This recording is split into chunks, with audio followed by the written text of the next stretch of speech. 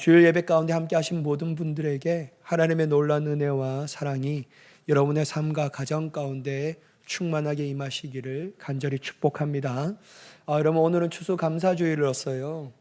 다른 본문을 가지고 해야 하지만 결국 오늘 본문의 말씀을 보면 진짜 감사의 의미, 특별히 은혜의 주심에 감사하는데 하나님은 은혜의 감사함으로 끝나지 않게 하신다라는 그 주제로 함께 저와 여러분의 말씀의 은혜를 통하여 나누도록 하겠습니다. 여러분, 제 컨디션이 좀 안 좋거든요. 목소리가 좀 안 좋고 그래도 이해해 주시면 감사하겠습니다. 여러분, 18세기 영국 노예무역은요, 국가 핵심 사업이었다고 해요. 수많은 아프리카 사람들이 짐짝처럼 다뤄졌고 대서양을 건너며 20% 이상의 목숨을 잃었다고 합니다. 하지만 대부분의 사람들은 이 비극을 당연한 것으로 여겼습니다. 그때 한 사람이 하나님 앞에서 마음이 무너졌습니다. 바로 영국 정치가 윌리엄 월버포스였습니다. 그는 젊은 시절 회심을 경험한 뒤 조용히 정치계를 떠나 하나님만 섬기고 싶었습니다. 그때 그의 영적 스승이었던 존 뉴턴이라는 분이 있거든요. 존 뉴턴은 어떤 분이냐면요, 나 같은 죄인 살리시는 이러한 찬송의 작사가이기도 합니다. 그가요, 그를 붙잡은 거예요. 그가 윌버포스한테 뭐라고 얘기하냐면요, 윌버포스, 하나님이 너를 정치계에 두신 이유가 있어. 너가 떠나면 노예들은 누가 구원하겠는가? 이 사람아, 은혜를 헛되이 하지 말아야 한다네. 그 말은 월버포스의 인생을 바꾸었다고 합니다. 그는 매년 국회에서 노예제 폐지 법안을 올렸거든요. 그러나 매번 압도적 표차로 부결되었습니다. 그는 심지어 조롱당했고 위협을 당하였고 몸도 마음도 망가지기 시작했습니다. 심지어 어느 날 의사 선생님이 그에게 이런 말을 했습니다. 당신은 가로로 언제 쓰러져도 이상하지 않습니다. 제발 이 일을 그만두십시오. 그러나 그는 매일 밤 하나님께 이렇게 기도합니다. 주여, 제게 주신 은혜를 헛되지 않게 하소서. 그가 법안을 제출한 횟수는요 11번이었고요 실패도 11번이었습니다. 하지만 그는 포기하지 않고 멈추지 않았습니다. 마침내 1807년 2월 23일 영국 의회는 역사상 처음으로 노예 무역 폐지 법안을 통과시키게 됩니다. 그 순간 국회 전체가 흔들릴 만큼 큰 환호와 박수가 터졌습니다. 그리고 월버퍼스는요, 그 자리에서 울음을 터뜨렸다고 합니다.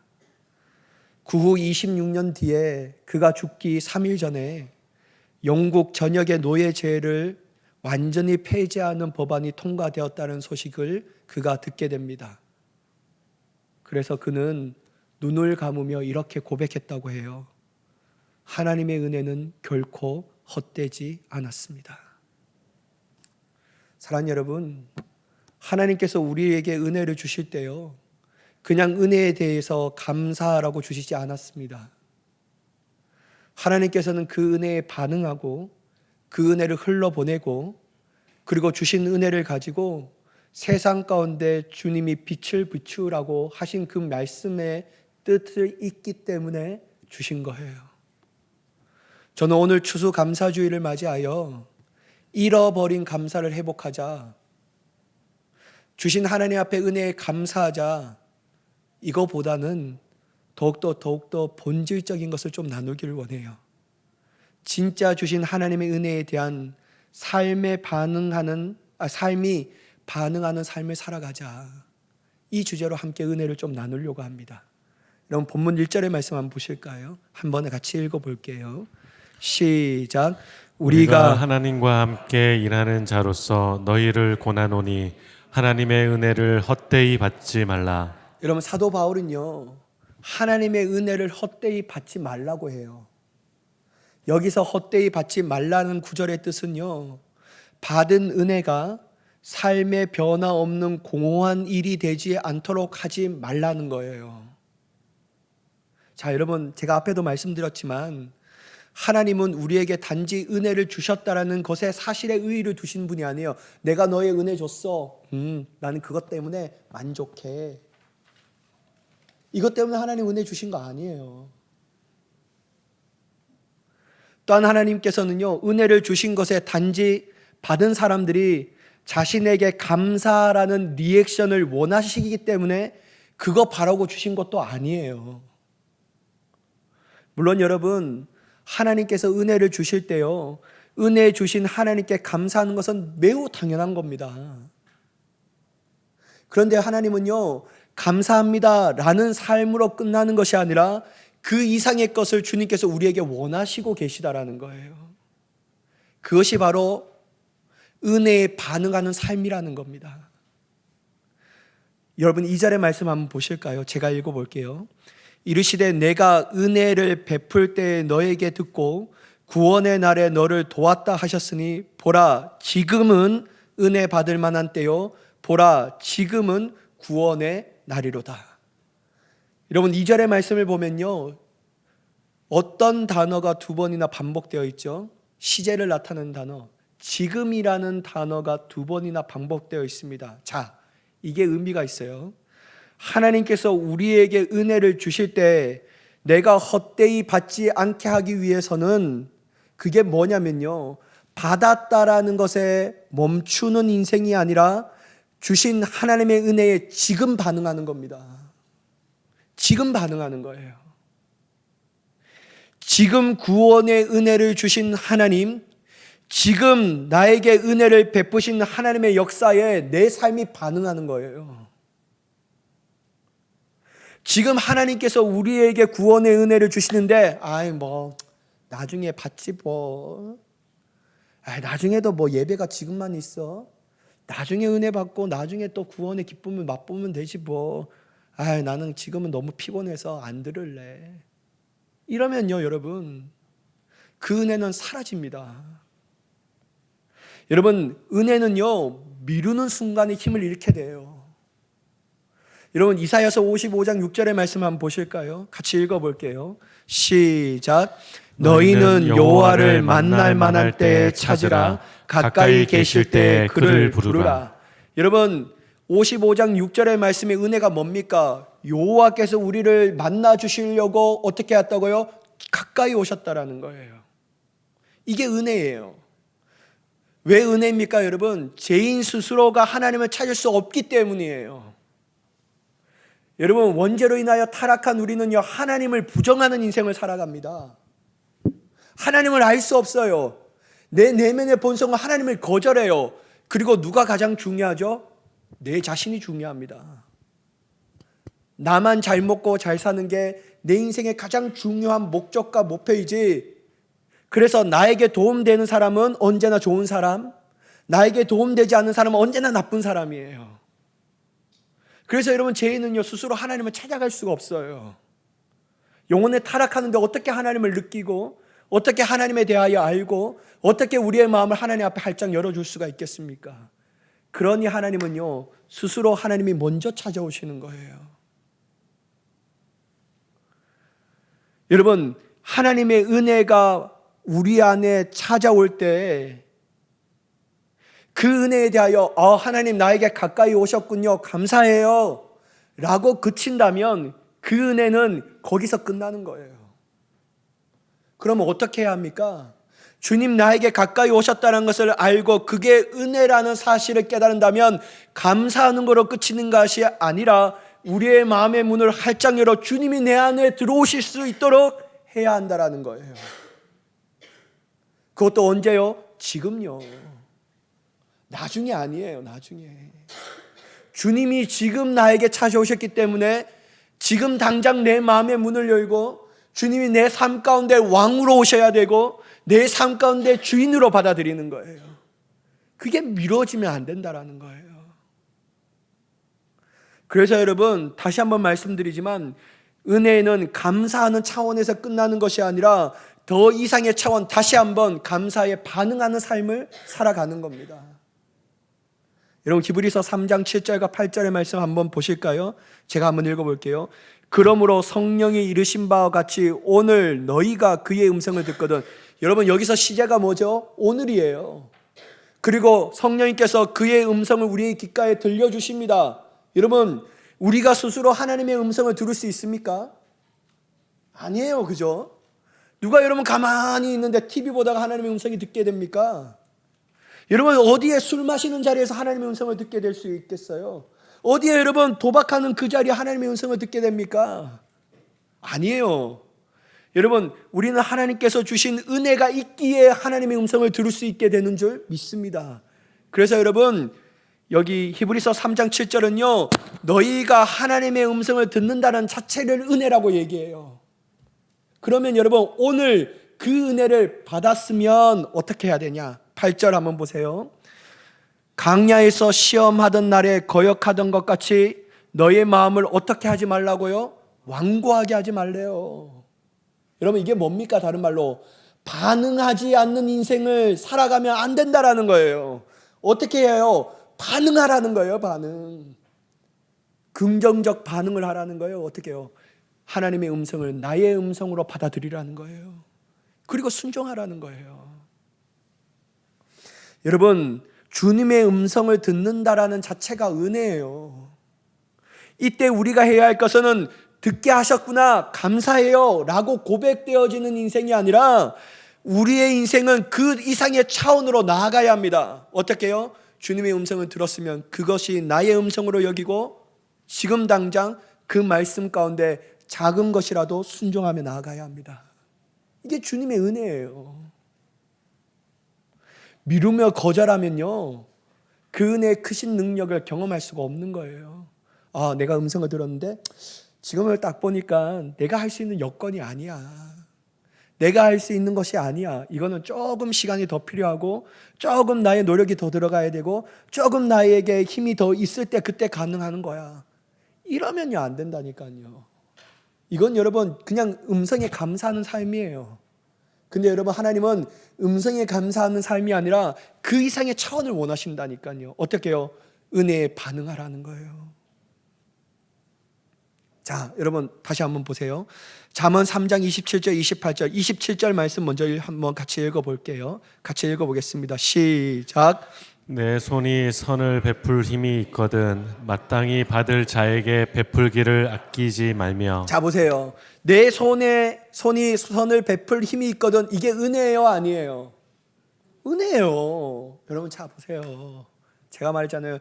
하나님을 모르는 인생들은요 자기 중심적이에요. 그러니까 여러분 다른 사람을 도와주는 것 이거 여러분 인간이 하기 어려운 겁니다. 내가 좋아하는 사람 도와주는 거는 쉬운 거예요. 왜냐하면 내 중심이니까.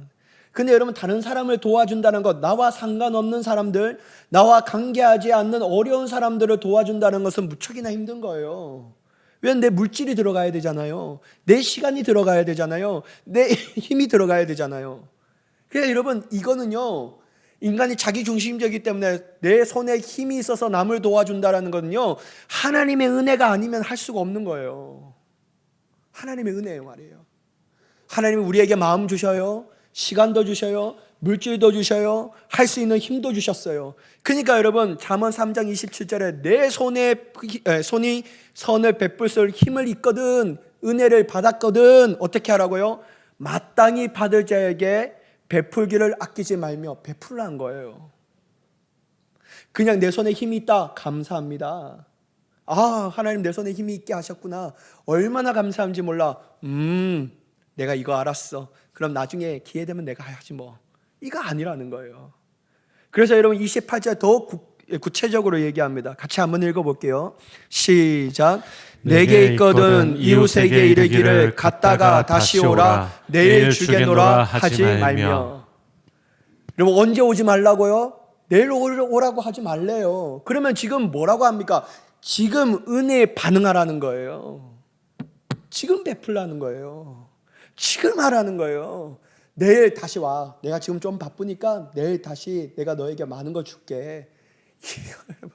사람의 마음은요 갈대같이 같아서요 오늘 자다가 내일 일어나면요 또 마음이 달라져요.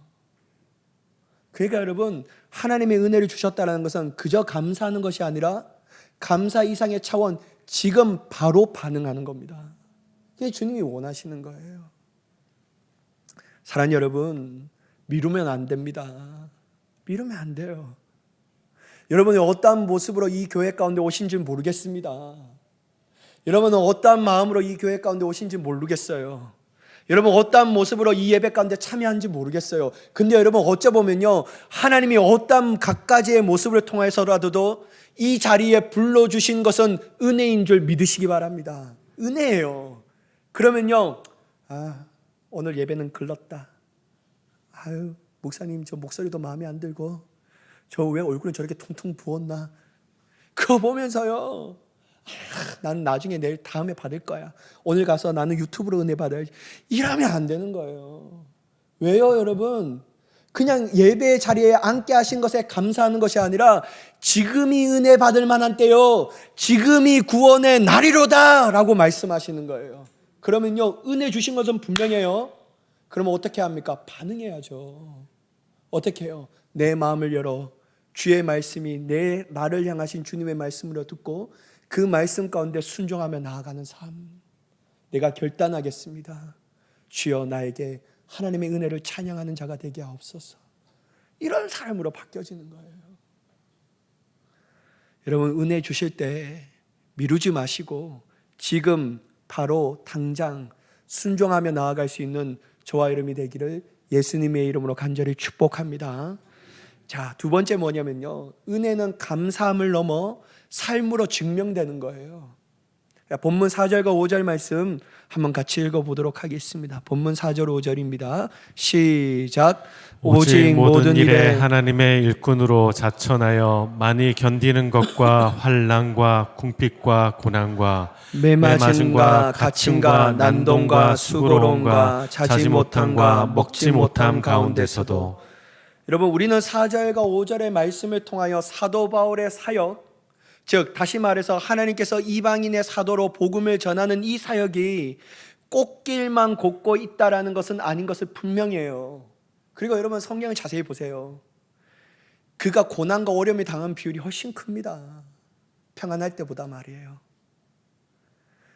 그는 자신의 사역을 감당한 가정 가운데 수많은 환난을 겪게 되었고요, 궁핍과 고난과 매맞음과 갇힘과 난동과 수고로움과 자지 못함과 먹지 못함의 어려운 상황과 환경이 있은 거예요. 만약 여러분 생각해 보세요. 사도 바울에게 하나님의 은혜가 없었더라면 이러한 상황과 환경을 이겨낼 수 있었을까요? 버티기는 했을까요? 하지는 못하더라도 그 은혜의 자리에서 버틸 수 있었을까요? 어려웠을 겁니다. 어려웠을 거예요. 여러분 우리도 마찬가지잖아요. 어떤 집회 때 하나님 왜 큰 은혜를 받아요? 내가 주님을 위해서 살겠습니다. 결단해요. 하나님 은혜 가운데 반응하겠습니다 라고 말해요. 근데 여러분 성전문 딱 열고 어떤 사람 친한 사람 만났는데 친한 사람 한 사람의 말 때문에 내 마음이 무너져 안 하는 경우가 많다라는 거예요. 여러분 우리의 이 자신의 연약함이잖아요. 근데 여러분 사도 바울이 아무리 위대한 사도였지만 그가 하나님의 은혜 없이 자신의 기질과 성격을 통하여 이러한 꽃길이 아닌 어려운 상황과 환경을 버텨낼 수 있겠었겠냐라는 거예요. 저는 없었을 것이라고 확신합니다. 여러분 사도 바울도 성질이 보통 아니었어요. 아시잖아요 여러분. 이 누구를 제가 지금 마가죠. 마가를 데려가는 일들 통해서 누구랑 싸웁니까? 바나바와, 자기를 이끌어줬던 바나바와 진짜 심하게 싸워요. 이 정도로 여러분 사도 바울도 성질이 있는 사람이었어요. 근데 여러분 만약에 여러분 은혜가 없었다면 안 하겠다라고 얘기할 거예요. 나 안 합니다. 내가 뭐하러 합니까? 내가 이거 내 뭐 좋다고 하는 것도 아니고 하나님께서 괜히 나를 불러주셔서 이방인의 사도로 세워주셨는데 내가 이거 뭐하러 합니까? 근데 여러분 사도 바울이요 끝까지 묵묵하게 인내하며 견디며 감당합니다. 왜요? 하나님의 은혜가 있었거든요. 사도 바울이 그렇게 할 수 있는 것은 하나님의 은혜였기 때문이에요. 어떤 은혜라고 말합니까? 여러분 본문 6절과 7절의 말씀인데요, 한번 들어보세요. 깨끗함과 지식과 오래 참음과 자비함과 성령의 감화와 거짓이 없는 사랑과 진리의 말씀과 하나님의 능력으로 의의 무기를 좌우에 가지고. 하나님이요 사도 바울에게 고난과 어려운 상황과 환경만 주신 게 아니었어요. 하나님이요 고난만 주시는 것이 아니라 고난을 이길 수 있는 뭐와 같이 주셨습니까? 은혜도 주시는 거예요. 은혜도. 여러분 근데 이게 아이러니하잖아요. 하나님 뭘 그냥 은혜만 주시면 되지 왜 고난을 주실까? 왜 우리의 인생을 이렇게 괴롭게 하실까? 여러분 우리 자신에게 솔직해야 합니다. 은혜만 넘쳐나면요 나도 모르는 내 안에 교만함이 있어요. 내 안에 못 말리는 교만함 때문에요 결국 누가 했냐고 고백하냐면 내가 했다라고 고백하는 그 지경에까지 나아갑니다. 그래서 하나님이요 고난과 더불어 이길 수 있는 은혜를 주셔요. 왜요? 내 힘으로 버틸 수 없는 것들이 하나님의 은혜로 나를 붙드셔서 하나님의 은혜로 이것을 이기게 하셨구나. 결국 누구에게 찬양과 영광을 돌리게 하십니까? 하나님께로 말이에요. 그래서 하나님은요 꼭 고난을 통하여 우리의 영적 성숙을 이루며 그 이길 수 있는 은혜를 통하여 하나님의 전적 은혜를 구하는 믿음의 사람으로 우리를 만들게 하시는 줄 믿습니다. 이것 때문에요 하나님은요 고난과 더불어 은혜를 함께 주십니다. 하나님이 우리를 나쁘게 하시는 분이 아니에요. 네 힘으로 이겨내라 이렇게 말씀하지도 않아요. 그러니까 여러분 사도 바울이요 이러한 은혜를 통하여 자신 앞에 있는 삶과 그의 사역 가운데 찾아온 모든 어려운 상황과 환경과 힘든 가운데서도요 인내하며 감내하며 묵묵하게 끝까지 감당합니다. 어떻게 해요? 죽을 때까지 말이에요. 그러므로 여러분 우리 또한 하나님의 은혜를 받았을 때 어떠한 상황과 환경 가운데 인내하며 견디며 승리하는 자가 되어야 할 줄 믿습니다. 다시 말해서 여러분 은혜는 말로만 받았다라는 것이 아니라 삶 가운데서 흔들리지 아니하며 인내하며 승리하는 자로 증명되는 거예요. 내가 은혜 받았습니다. 이게 여러분 은혜의 증거가 아니에요. 내가 은혜 받았습니다. 이것이 여러분 은혜 받았다라는 삶의 모습이 아니에요.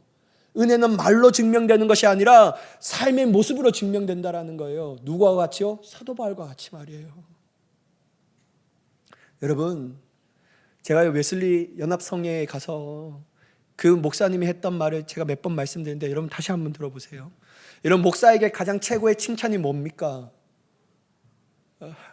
여러분 칭찬해 보세요. 지금부터 하나. 어떤 칭찬이에요? 잘생겼다. 그런 말 하지 마시고 거기와 거리가 뭐니까. 여러분 저도 한 10년 전에 홀쭉했습니다. 여러분 그거 말고 여러분 목사에게 가장 칭찬이 뭘까요? 설교를 잘하십니다. 설교를 통하여 은혜 받았습니다. 여러분 저도요 그 말 듣기 엄청 좋아합니다. 여러분 제게 딱 인사할 때 목사님 설교를 통해서 은혜 받았습니다. 여러분 얼마나 좋아요. 근데 여러분 하지 마세요. 여러분 그 목사님이요 어떻게 말하라고 얘기하냐면요 그렇게 성도들에게 가르치지 말고 이 말을 할 수 있도록 권면하라고 하더라고요. 목사님 주신 말씀 가운데 순종하며 살겠습니다.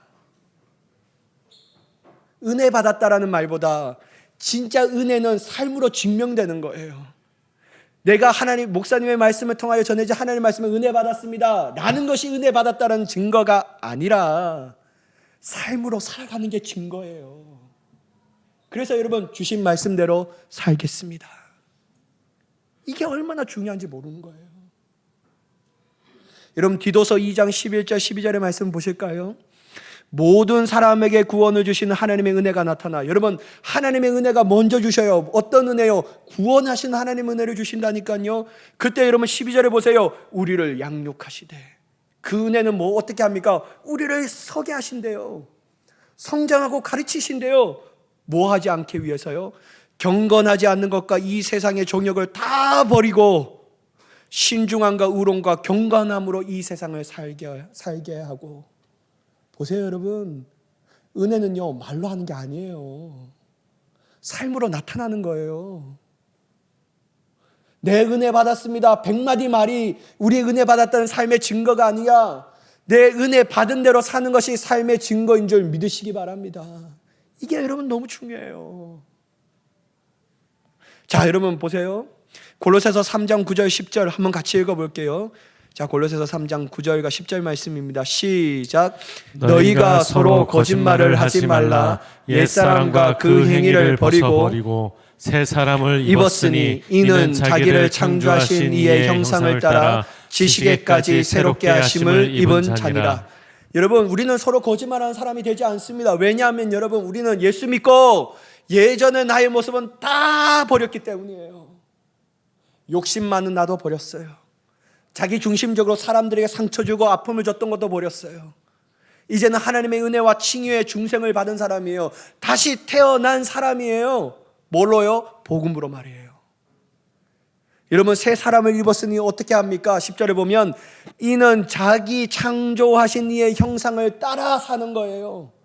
하나님을 따라 사는 거예요. 하나님을 닮아가며 사는 거예요. 그럼 여러분, 하나님은 어떤 분이십니까? 세상을 이처럼 사랑하신 분이십니다. 달라지는 거예요. 달라지는 거예요. 여러분, 예수님 믿고 난 후에 옛사람은 우리는 모두 벗어버린 줄 믿으시기 바랍니다. 새 사람은 다름이 아닌 하나님의 형상을 따라 더욱더 하나님을 알고 자신의 연약함을 알고 살아가는 자라고 할 수 있습니다. 이러니 그의 인생 가운데 하나님이 중심이며 하나님의 말씀대로 살아가는 것이 그의 기쁨이며 하나님의 말씀하신 말씀에 순종하는 것이 자신의 삶의 능력이라고 고백하는 사람이 돼버리는 거예요. 그러니 여러분, 이러한 사람이요 삶으로 증명되지 않을 수가 있겠냐라는 거예요. 말로만 그렇게 할 수가 있겠냐라는 거예요. 그럴 수 없다라는 거예요. 사랑하는 여러분, 갈라디아서 5장 22절 23절 한번 보세요.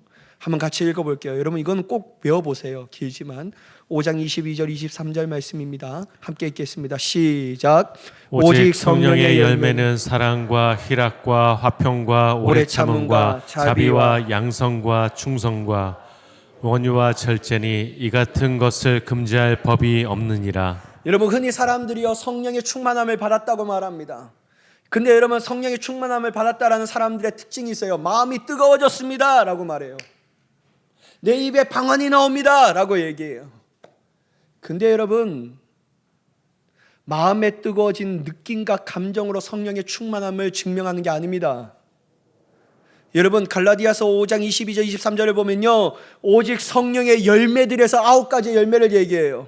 사랑과 희락과 화평과 오래 참음과 자비와 양성과 충성과 온유와 절제니 이것이 바로 성령 충만한 자의 삶으로 증명되는 증거다라는 거예요. 이걸 막을 수 있는 법이 있다고요? 없어요, 여러분. 당신 성령 충만해요? 근데 여전히 여러분 세상의 악을 행하고 여전히 여러분 절제하지 못하는 삶을 살고 여전히 사랑이 아니라 미움과 다툼과 시기와 질투의 삶을 삽니다. 그런데 여러분, 그 사람에게 물어보세요. 성령 충만합니까? 나 성령 충만해요. 저는 찬양 부를 때 뜨거워요. 기도할 때 큰 소리로 합니다. 이거 아니에요, 여러분. 여러분, 성령 충만은요 느낌과 감정이 아니에요. 성령 충만은요 9가지의 열매로 증명됩니다.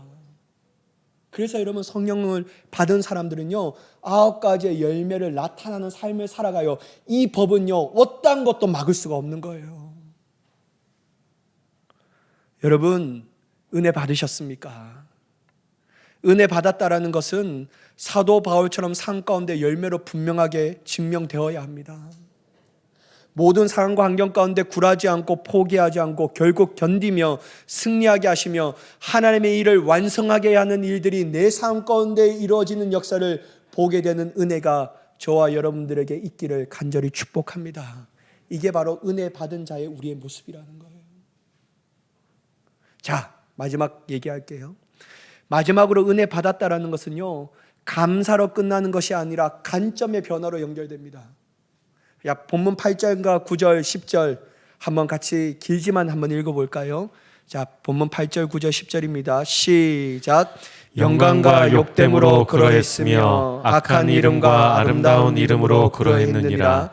우리는 속이는 자 같으나 참되고 무명한 자 같으나 유명한 자요 죽은 자 같으나 보라 우리가 살아있고 징계를 받는 자 같으나 죽임을 당하지 아니하고 근심하는 자 같으나 항상 기뻐하고 가난한 자 같으나 많은 사람을 부요하게 하고 아무것도 없는 자 같으나 모든 것을 가진 자로다. 여러분 사도 바울은 8절에서 10절까지요 역설의 신앙의 목록을 나열합니다. 영광과 능력, 비방과 칭찬, 속이는 자 같으나 진실한 자, 무명한 자 같으나 유명한 자, 죽은 자 같으나 살아있고, 징계를 받으나 죽임을 당하지 아니하며, 근심하는 자 같으나 항상 기뻐하고, 가난한 자 같으나 부요하게 하며, 아무것도 없는 자 같으나 모든 것을 가진 자가 누구라고요? 사도 바울이에요. 그리고 그것을 우리라고 표현합니다. 사도 바울과 그의 동역자들이었다라는 거예요. 사랑하는 여러분, 자 우리 한번 솔직하게 얘기해 보세요. 여러분 사도 바울이요 예수 믿기 전에 세상적 관점으로 보면 성공한 사람이었습니까? 예수 믿고 난 후에 성공한 사람이었습니까? 세상의 관점으로 보면 말이에요. 예수 믿기 전이죠. 여러분 예수 믿기 전에 얼마나 사도 바울이 자랑할 것이 많았습니까? 그러니까 여러분 사도 바울이요 빌립보서 3장 4절에 이렇게 얘기해요. 그러나 나도 육체를 신뢰할 만하며, 여러분 신뢰하다라는 것을 자랑이라는 단어로 바꿔보세요. 나도 육체를 자랑할 만하며, 만일 누구든지 다른 이가 육체를 자랑할 것이 있는 줄로 생각하면 나는 더욱 그러하다. 여러분 사도 바울은요 예수 믿기 전에 자신의 육체에 있는 모든 것들이 얼마나 자랑할 것이 많은지 몰라요. 인간적 관점과 시선으로 예수 믿기 전에 훨씬 더 자신의 자랑과 성공을 얘기할 수 있는 사람이었어요. 어떤 누구와 비교해도요 뒤처지거나 꿀리지 않습니다. 여러분 보세요. 뭐 때문에 그런가? 빌립보서 3장 5절과 6절이에요. 나는 8일 만에 뭐를 받았다고요? 할례를 받아. 정통 유대인이라는 거예요. 이스라엘 족속이요, 베냐민 지파요, 히브리인 중에 히브리인이요, 율법으로는 바리새인이요. 율법으로는 아주 정통한 바리새인이었어요. 그리고 6절은 뭡니까? 열심히 교회를 박해하고 율법의 의로는 흠이 없는 자로다. 너 그렇게 육체를 자랑해? 나와 비교하면 게임이 안 돼. 이렇게 얘기하는 거예요. 그리고 이것뿐만 아니고요. 사도행전 22장 28절의 말씀을 보면요, 그가 얼마나 위대한 사람인가를 보여줘요. 자, 한번 같이 읽어볼게요. 사도행전 22장 28절 시작. 천부장이 대답하되 나는 돈을 많이 들여 이 시민권을 얻었노라. 바울이 이르되 나는 나면서부터라 하니. 여러분 그 당시에 최고라고 할 수 있는 로마 시민권을 가지고 있던 사람이 누구였다고요? 사도 바울이에요. 여러분 이게 잘 이해가 안 되죠? 여러분 예전에 막 돈이 많고 이 조선 후기 때 부패되었잖아요. 그때 여러분 상인들도 돈을 많이 법니다. 그래서 뭐를 사죠? 양반권을 사는 거예요. 족보를 사는 거예요. 여러분 마치 여러분 천부장이요 자기는 돈을 들여서 로마 시민권을 샀대요. 근데 여러분 사도 바울은 뭡니까? 태어났을 때부터 뭐라고요? 양반이라는 거예요. 이게 차원이 다른 거예요. 그러나 여러분 예수 믿고 그의 삶은 세상의 관점으로 보면 어리석은 자요, 불쌍한 자요, 실패자라고 할 수 있을 정도로 그의 삶은 어느 것 하나 내세울 것이 없는 삶이었습니다. 하지만 여러분 사도 바울은 예수님의 은혜를 받았기에 그 은혜를 통하여 관점이 변화된 사람이기에 세상은 자기를 향하여 실패자라고 얘기하지만 그것을 결론 짓지만 누구보다도 자신은요 행복한 사람이었다고 고백해요. 여러분 빌립보서 3장 7절과 8절 말씀인데요, 한번 들어보세요. 그러나 무엇인지 내게 유익한 것을 내가 그리스도를 위하여 다 해로 여길 뿐더러 8절 또한 모든 것을 해로 여김은 내 주 그리스도 예수를 아는 지식이 가장 고상하기 때문이라. 보세요 여러분, 관점이 변화되잖아요. 은혜를 받으니까요 관점의 변화가 있어요. 세상의 관점으로 자기를 불쌍하다라고 측은지심을 가지고 생각하지 않아요. 도리어 내가 가진 것은 없지만, 부유하지 않지만, 나는 가난하지만 나와 함께하는 사람들을 나를 통해 그들이 어떻게 됐다고요? 부유한 자가 되었다라고 얘기해요. 영혼의 부유함을 얘기하고 있습니다. 사랑하는 여러분, 그는 예수 그리스도를 얻었다라는 것이 가장 인생의 성공이며 가장 큰 행복이라고 생각하였습니다. 왜요? 자기를 구원할 수 있는 사람은 이 땅에 존재하지 않지만 오직 예수 그리스도의 생명의 복음이 나를 사망의 저주에서부터 벗어나 생명의 하나님의 복으로 역전시키셨다. 이걸 아는데 얼마나 행복한 사람이에요. 그래서 여러분 사도 바울은요 자신의 약한 것을 자랑합니다. 고린도후서 12장 10절의 말씀을 볼까요? 그러므로 내가 그리스도를 위하여 약한 것들과 능력과 궁핍과 박해와 공고를 기뻐하노니 이는 내가 약한 그때에 강함이라. 사랑하는 여러분, 어떤 목사님이요 저에게 그렇게 얘기해요. 목사님, 그만 자신의 연약함을 나누세요. 왜 설교 때 그렇게 자신의 연약함을 나눕니까? 여러분, 저는 솔직하잖아요. 아니에요, 여러분. 저는 솔직합니다. 저 연약함 나눕니다. 많이 들어보셨잖아요. 다른 목사님 그렇게 하지 말래요. 저는 그 이유가 너무 궁금했어요. 왜 하지 말라 할까? 목사님, 자꾸만 자신의 연약함을 나누면 성도님들이 깔봅니다. 배울 게 없네? 이렇게 생각합니다. 근데 여러분, 저는 그렇게 생각하지 않습니다. 왜요? 사도 바울도 자신의 연약함을 나누었거든요. 그 연약함을 나누는 것은 자기의 수치를 드러내고 자신의 연약함을 감추는 것이 아니라 드러내는 이유가 있었어요. 나는 이렇게 연약하지만 하나님은 연약한 나를 강하게 하셨다.